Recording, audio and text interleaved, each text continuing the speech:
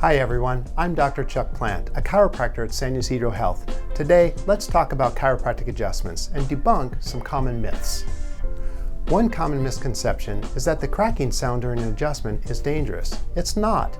That sound is just gas bubbles releasing from the fluids around your joints, and it's only present during certain types of adjustments. Many of the more than 100 adjustment techniques produce no sound at all. During a chiropractic adjustment, we use controlled, gentle pressure to realign your spine. This helps improve joint mobility and function, reduce pain, and enhance nerve system function and overall well-being.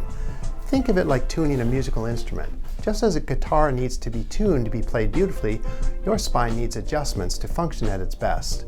Understanding chiropractic adjustments can help you feel more comfortable and confident in your care. Have questions about chiropractic care? Drop them in the comments below.